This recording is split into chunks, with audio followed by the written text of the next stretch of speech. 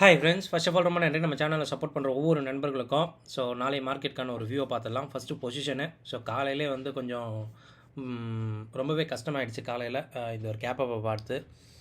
So ஒரு எட்ஜாக தான் position வச்சுருந்தேன். பட் வந்து ஒரு 3 பொசிஷன் கால் சைடில் வச்சுருந்தேன். அந்த 3 பொசிஷனுமே ஹெட்ஜாக தான் இருந்தது. பட் எட்ஜு கொஞ்சம் தூரமாக இருந்ததுனால என்னமோ தெரியல.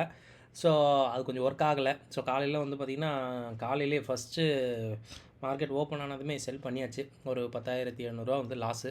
இன்னொரு சைடில் இன்னொரு பொசிஷன் ஓடிட்டுருக்கு. அது வந்து ஒரு 18,000 ப்ராஃபிட்டு இருந்தது ஆக்சுவலாக. ஸோ அதில் ஏதோ கொஞ்சம் வந்து பார்த்திங்கன்னா கொஞ்சம் லாஸ்ட்டில் கொஞ்சம் ஷேட் ஆகிட்டுருச்சு. ஸோ நெட்டாக ஒரு 2,600 வந்து நெகட்டிவில் இருக்குது அப்படின்ற மாதிரி இருக்குது. ஸோ பட் வந்து கொஞ்சம் மேனேஜ்டாக தான் வச்சுருந்தேன் பொசிஷனை. பட் பார்க்கலாம். பட் நெட்டாக பார்த்தா கொஞ்சம் ஒரு 2,500 இன்றைக்கி மொத்தம் லாஸ் அப்படின்ற மாதிரி இருக்குது. பட் தேவையில்லை அந்த பொசிஷன் அப்படின்னு பார்த்தேன். இருந்தாலும் இவ்வளோ பெரிய ஒரு அப்பு வந்து இருக்கும் அப்படின்ட்டு எதிர்பார்க்கலல்ல.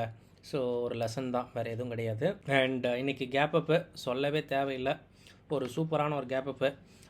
நான் இவ்வளோ பெருசு இருக்கும்னு சத்தியமாக நினச்சே பார்க்கல. பட் வந்து ஒரு 350 பாயிண்ட் வரையும் இருந்தது. யூஎஸ் மார்க்கெட் வேறு காலையிலேருந்தே நல்ல ஒரு சப்போர்ட் கொடுத்ததுனால நம்ம மார்க்கெட் அப்படியே நிற்கிற மாதிரி ஆகிப்போச்சுங்க. அதுதான் ஒரு உண்மை. பட் வந்து சடன் செல்லிங் வந்து ஒரு 12-1 மணிக்கு வந்து இருந்தது.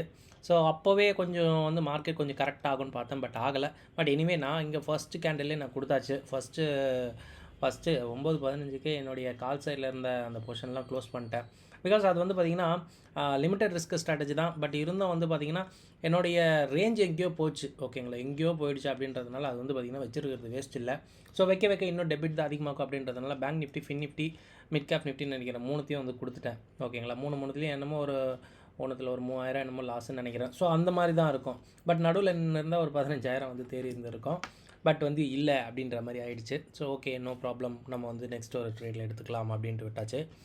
அண்ட் நாளைக்கு வந்து மார்க்கெட் எப்படி இருக்கும் அப்படின்னா, நாளைக்கு மார்க்கெட் ஒரு மாதிரி வந்து ஒரு கன்சாலிடேட் டு ஸ்லைட்டாக டவுன் இருக்கும்னு நினைக்கிறேன். மிட் கேப் நிஃப்டிக்கு கிட்டத்தட்ட வந்து ஒரு எனக்கு தெரிஞ்சு ஒரு 200 பாயிண்ட் வந்து ஸ்ட்ராடல் ப்ரீமியமாக இருந்துக்கிட்டு வருது அப்படின்றதுனால கண்டிப்பாக ஒரு 200 பாயிண்ட்டுக்கு 1% அளவுக்கு ஒரு ஃபாஸ்ட்டான ஒரு மூவ் நாளைக்கு இருக்கும் அப்படின்னு நினைக்கிறேன்.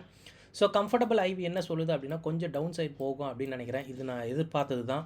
பட் பார்க்கலாம், 23,900 வரையும் கூட ஈஸியாக வந்து மார்க்கெட் போகலாம். ஏன்னா வந்து கம்ஃபர்டபுள் ஐவி அது தான் சொல்லுது. ஓகேங்களா, பட் இந்த மணியில் நல்ல ஒரு புட் ரைட்டர்ஸ் வந்து கிட்டக்க வந்துட்டாங்க அப்படின்னு சொன்னோம். ஸோ கொஞ்சம் நினச்சி பாருங்கள்.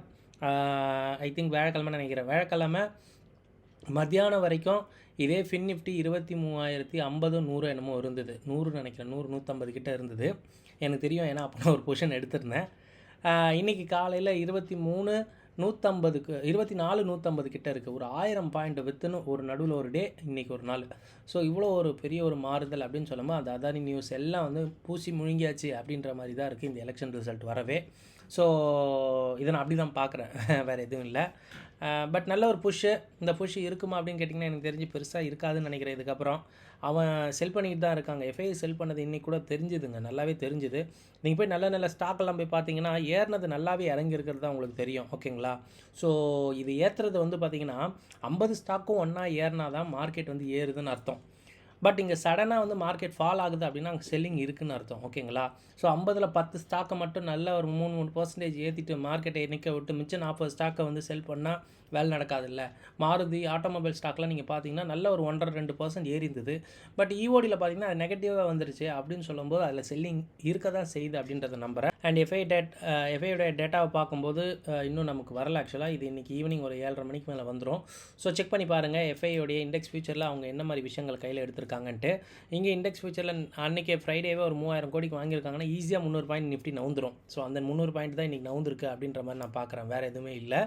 ஸோ பார்க்கலாம் நாளைக்கு இந்த ஒரு டேட்டாவை வச்சு நாளைக்கு எப்படி ஏறும்ன்ட்டு நீங்களே வந்து ஒரு அசியூம் பண்ணிக்கோங்க. ஸோ அதிகப்படியான ஒரு இண்டெக்ஸ் ஃபியூச்சரில் வால்யூம்ஸ் இருந்தது, ஒரு நம்பர்ஸ் இருந்தது அப்படின்னா கண்டிப்பாக வந்து நாளைக்கும் மார்க்கெட் ஏற செய்யும். எனக்கு தெரிஞ்சு மார்க்கெட் ஒரு மாதிரி கன்சாலிடேட் ஆகும்னு நினைக்கிறேன். லெட்ஸ் பார்க்கலாம். எஸ் ஃப்ரெண்ட்ஸ், நம்ம போகிற வீடியோ கண்டிப்பாக உங்களுக்கு ரொம்ப ஹெல்ப்ஃபுல்லாக இருக்கும்னு நினைக்கிறேன். அப்படி ஹெல்ப்ஃபுல்லாக அந்த வீடியோ லைக் பண்ணிட்டு அப்படியே பாருங்கள். ஸோ செக்லிஸ்ட்டை பார்த்துடலாம் நண்பா. ஸோ நாளைக்கு கன்சாலிடேட் டு ஸ்லைட்டாக ஒரு நெகட்டிவ் இருக்கும் அப்படின்ற மாதிரி நினைக்கிறேன். ஏன் அப்படின்னா ஒரு ஒரு நல்ல ஒரு ரேலி வந்துருச்சு அப்படின்னா கொஞ்சம் வந்து மார்க்கெட் வந்து திக்குமுக்கு ஆடும், எந்த சைடு போகலாம் அப்படின்னு சொல்லிட்டு. நாளைக்கு மேபி அந்த ஒரு ஃபேஸ் இருக்கலாம். இன்றைக்கி கூட நீங்கள் பார்த்தீங்கன்னா கேப் அப் தான், அதுக்கப்புறம் ஒரு பெரிய ரேலிலாம் இல்லை, அங்கேயே வந்து மார்க்கெட் சுத்தின மாதிரி தான் இருந்துச்சு. பட் லெட்ஸ் சி பார்க்கலாம். நாளைக்கு கன்சாலிடேட் ஆகிருக்க வாய்ப்பு அதிகம். இந்தியா விக்ஸ் ஒரு 5% குறைஞ்சிருக்கு. இது ஆக்சுவலாக நல்ல விஷயங்க, ஓகேவா? ஸோ பட் இன்னொரு விஷயம் என்ன அப்படின்னா, இதுக்கப்புறம் வந்து நமக்கு இது கிடையாது, வீக்லி எக்ஸ்பைரி கிடையாது. ஏன்னா நிஃப்டியும் சென்செக்ஸ் மட்டும்தான் இருக்கும். ஸோ அப்படின்னு சொல்லும்போது எப்படி ட்ரேடு இருக்கும் அப்படின்னு சொல்லிட்டு கண்டிப்பாக எனக்கு தெரியல. பார்க்கலாம் அது என்ன மாதிரி பண்ணலான்ட்டு. நாளைக்கு ஃபின் நிஃப்டியோட எக்ஸ்பைரி ஐவி ரேஞ்ச் வந்து பார்த்திங்கன்னா மேபி கொஞ்சம் வந்து ஸ்லைட்டாக நெகட்டிவாக இருக்கும் அப்படின்ற மாதிரி நினைக்கிறேன். டவுன் போகலாம். ஸ்ட்ராடல் பாயிண்ட் ஒரு 200 பாயிண்ட் இருக்குது. ஸோ 200 பாயிண்ட்டுக்கு ஈஸியாக மார்க்கெட் வந்து ரேலி ஆகும் அப்படின்றது நான் நினைக்கிறேன். ஈவன் 1% வரையும் அப் சைட்லையும் டவுன் சைட்லேயும் வந்து ஒரு மூவ் வந்து இருக்கும் அப்படின்றத நான் எதிர்பார்க்குறேன். கொஞ்சம் உஷாராக இருங்க. ஏன்னா 200 பாயிண்ட் வந்து எக்ஸ்பைரிக்கு முன்னாடி கொடுத்துருக்காங்க அப்படின்னாலே இந்த மாதிரி எல்லாம் நடக்க வாய்ப்பு ரொம்ப ஈஸி. கொஞ்சம் உஷாராக இருக்கணும். அண்ட் டெக்னிக்கல்ஸை பார்த்துடலாங்க. ஸோ டெக்னிக்கல்ஸில் இன்றைக்கி அகெயின் வந்து ஒரு சூப்பரான ஒரு ஹையுங்க. ஸோ லாஸ்ட் 2 டேஸில் இன்றைக்கி ஒரு ஹை, மார்க்கெட் ஹை கிட்ட நிற்கிறதுனால ஒரு அப்சைடில் ஒரு பெட்டிங் தான் வந்து டெக்னிக்கல்ஸை பொறுத்த வரைக்கும் இருக்கும். இது வெதர் நம்ம பேங்க் நிஃப்டி எடுத்தாலும் நிஃப்டி எடுத்தாலும் இதுதான் விஷயம். ஸோ அப்சைடில் வந்து டெக்னிக்கல்ஸ் ஃபாலோ பண்ணோம் அப்படின்றது எந்த ஒரு மாற்று கருத்தும் கிடையாது. அண்ட் டேட்டா ஃபார் ஆப்ஷன் ட்ரேடருக்கு ஃபியூச்சர் வெர்சஸ் ஸ்பாட்டில் ஏதாவது விஷயம் இருக்குது அப்படின்னு பார்த்தீங்கன்னா, நிஃப்டி ரொம்ப கொஞ்சம் பாசிட்டிவாக இருக்குது. சின்ஸ் ஒரு 2-3 நாள் தான் இருக்குதுன்னு நினைக்கிறேன் எக்ஸ்பைரிக்கு. பட் பேங்க் நிஃப்டிக்கு -7 பாயிண்ட் ஒரு மாதிரி ஃப்ளாட்டாக இருந்துகிட்டு இருக்குது, ஒரு க்ளூவும் இல்லை. இது நான் 108ன்னு சொல்கிறது நான் டிசம்பர் கான்ட்ராக்ட் எடுத்திருக்கேன். பிகாஸ் இன்னையோட இந்த கான்ட்ராக்ட் ஓவர்னு நினைக்கிறேன். ஸோ அதனால் நவம்பர் இல்லை, ஸோ டிசம்பர் எடுத்திருக்கேன். 108 பாயிண்ட் அட்வான்ஸ்டாக இருக்குது. பார்க்கலாம். நம்ம இந்த வீக்கெண்டில் ஏதாவது முடிஞ்சால் நம்ம ஒரு ஸ்ட்ராட்டஜி ஒன்று நம்ம வீடியோவில் பார்க்கலாங்க. மந்த்லி ஹோல்ட் பண்ணுற மாதிரி நம்ம பார்க்கலாம். மேபி அது கொஞ்சம் நல்லாயிருக்கும்னு நினைக்கிறேன். நான் ஐடியா வச்சுருக்கேன். லெட்ஸ் சி பார்க்கலாம். அண்ட் பிசிஆரை பொறுத்த மட்டுக்கு ஏதாவது விஷயங்கள் இருக்கான்னா, புட்ஸ் எல்லாம் நல்லாவே இருக்காங்க. நிஃப்டியில் பேங்க் நிஃப்டியில் நல்லாவே இருக்காங்க அப்படின்றதுனால இன்றைக்கி இண்டெக்ஸ் ஃபியூச்சரில் பேங்க் நிஃப்டியில் நிறைய ஒரு நம்பர்ஸ் இருக்கும் அப்படின்றது நம்புகிறேன். புட் செல்லர்ஸ் வந்து அதில் நிறைய வந்துட்டாங்க. இது வந்து உண்மை. நல்ல ஒரு கேப் அப்பு 1000 பாயிண்ட் நினைக்கிறேன், 2% நினச்சே பார்க்க முடியல. ஸோ எந்த பொசிஷன் வச்சுருந்தாலும் வந்து அங்கே இதுதான். பட் நல்ல வேலை எட்ஜ் வச்சுருந்ததுனால லாஸ் வந்து கம்மியாக இருந்தது. இல்லைனா வந்து கஷ்டமாக இருந்திருக்கும். நான் ஒரு மாதிரி காண்டர் மாதிரி தான் போட்டிருந்தேன், ஓகேங்களா? ஸோ வந்தால் வரட்டும், போனால் போட்டோம் அப்படின்ற மாதிரி இருந்தது. பட் இவ்வளோ பெருசாக மார்க்கெட் வந்து அடிச்சிருச்சு, அதுதான் உண்மை. ஸோ மொத்த டெபிட்டும் அது வந்து வாங்கிட்டு போயிடுச்சு இன்றைக்கி, அதுதான். பட் புட் செல்லர்ஸ் இருக்காங்க. இது என்னென்னா மார்க்கெட் வந்து பெருசாக கீழே விழாது. மேபி ஓரளவு கன்சாலிடேட் இல்லைன்னா ஸ்லைட்டாக பாசிட்டிவ் போக வாய்ப்பு இருக்குதுன்னு சொல்லுது பிசிஆர். பட் நான் என்ன நினைக்கிறேன்னா ஓரளவு கன்சாலிடேட்டாக இருக்கும், இல்லைனா ஸ்லைட்டாக கொஞ்சம் நெகட்டிவாக இருக்க வாய்ப்பு ரொம்ப அதிகம். ஸோ குளோபலாக பார்க்கும்போது யூஎஸ் ஃபியூச்சர்ஸ் எல்லாம் மார்னிங்லே ஒரு 0.5% ஏறிடுச்சு. ஆக்சுவலாக அது ரொம்ப ஒரு முக்கியங்க. அது ஒரு நம்ம வந்து உன்னிப்பாக கவனிக்கணும்.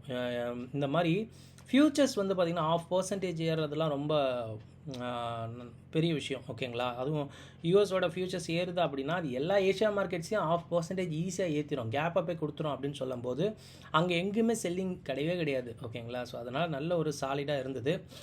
நல்ல ஒரு குளோபல் சென்டிமெண்ட் நான் ரொம்ப நாள் கழித்து நான் பார்க்குறேன். அதாவது ஒட்டு மொத்தமாக சொல்கிறேன், ஜாப்பனீஸ் மார்க்கெட் நடுவில் கொஞ்சம் இறக்க பார்த்தது, பட் அதனால் முடியல.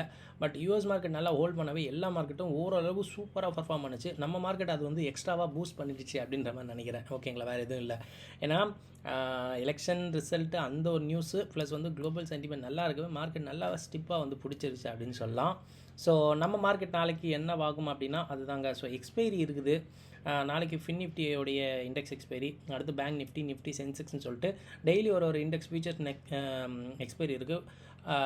மந்த்லி எக்ஸ்பைரி வேறு வேலைக்கிழமை இருக்குது அப்படின்றதுனால கண்டிப்பாக வந்து வால்டைல் இருக்கும். இந்தியா விக்ஸ் ஏறின மாதிரி அகைன் ஏற்றி விட்ருவானுங்க ஏதாவது நியூஸ்ன்னு சொல்லிட்டு. கொஞ்சம் உஷாராக தான் இருந்தாகணும், வேறு வழி கிடையாது. பார்க்கலாம் என்ன மாதிரி நாளைக்கு இருக்கும் அப்படின்னு சொல்லிட்டு நான் பொசிஷனோட நாளைக்கு நான் அப்டேட் பண்ணுறேன். ஸோ இந்த வீடியோ கண்டிப்பாக உங்களுக்கு ரொம்ப ஹெல்ப்ஃபுல்லாக இருந்திருக்கும்னு நினைக்கிறேன். இந்த வீடியோ பிடிச்சிருந்தால் கண்டிப்பாக ஒரு லைக் ஒன்று பண்ணிடுங்க.